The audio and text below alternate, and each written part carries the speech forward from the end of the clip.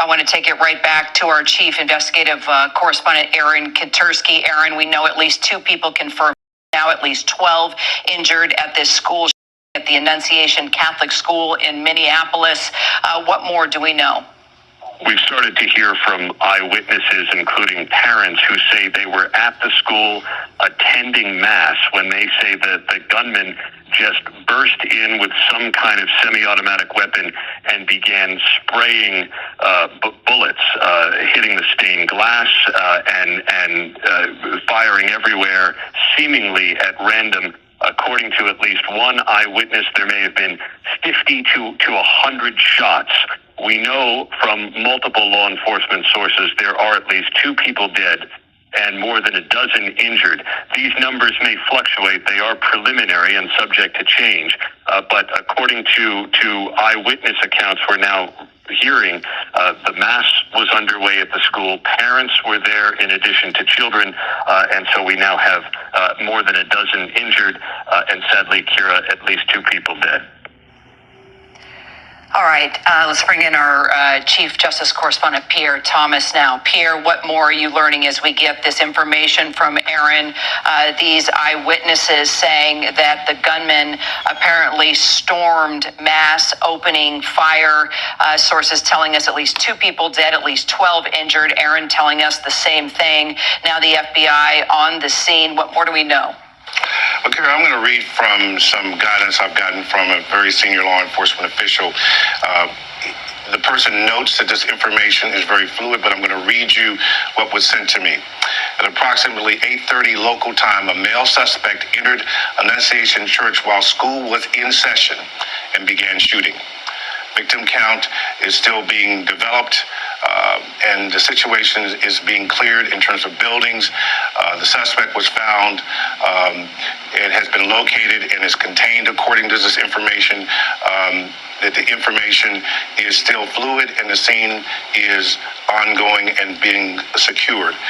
Kira, it's clear to me based on this information that you had a completely horrific scenario where active school, parents, children being brought to the facility, and this takes place at about 8:30 local time, according to this bulletin that I'm reviewing sent to me by a source.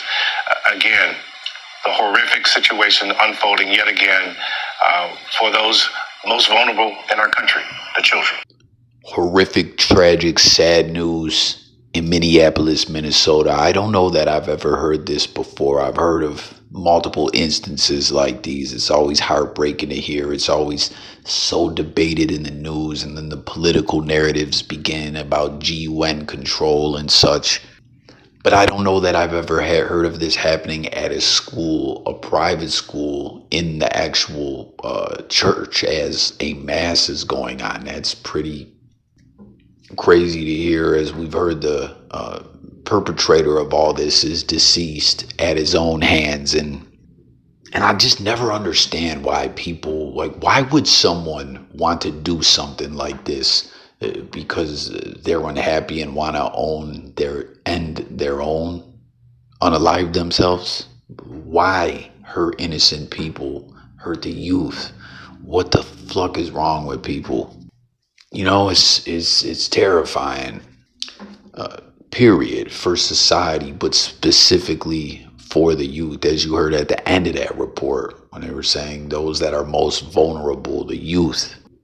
As a parent, and just as a human being, a citizen, just the way the world is trending. I'm not trying to sound like someone just repeating stuff that I've heard from other people. I mean, truly, just watching the way the world is turned and changed, and the way news spreads these days, and just all the mob-like mentality, and just all the anger and sickness in society, and all the mentalhealth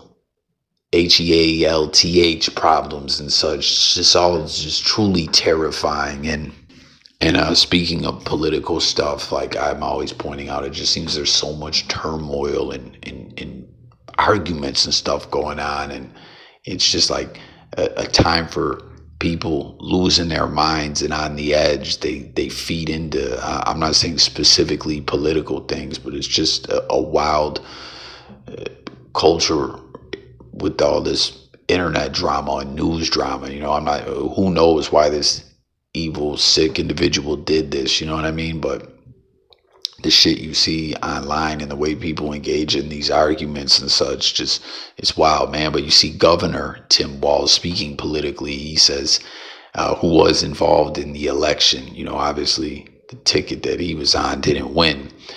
But he says Minnesota is heartbroken from the officers responding to the clergy and teachers providing comfort to the hospital staff saving lives. We will get through this together.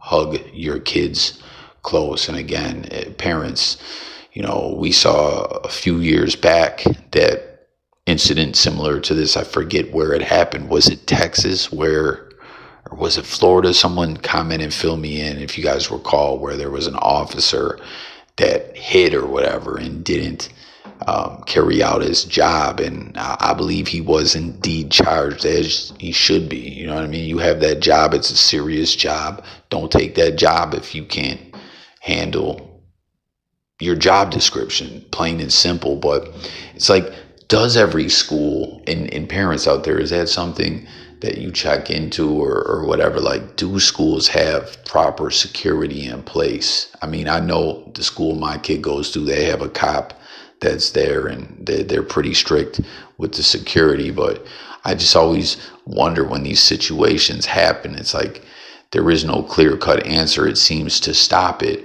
That falls back into the GUN control debate about the type of weapon that this individual had.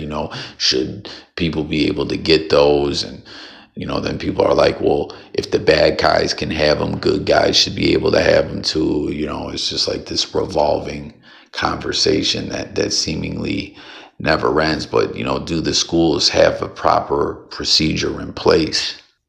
Do you feel safe as a parent? And do you fear for your kids and society and all that? And we hear those numbers reported are subject to change, like prayers that they stay low. It's frightening to hear that, like these numbers are subject to change. Like, oh my goodness, man. But the individual who carried this out and then unalived himself is Robin Westman in his 20s. It's just sickening to hear this happen. Once again, it's like terrifying, scary. Like, everyone comments your thoughts about all this and stay tuned for updates. Be careful out there. Always stay focused of everything going on. And, let me know what you think can be done, if there is something that can be done, and to stop these type of events from happening. Just pure evil, as we hear on this date in August 2025. Not just a school being terrorized and a tragedy going down, but also a church in one.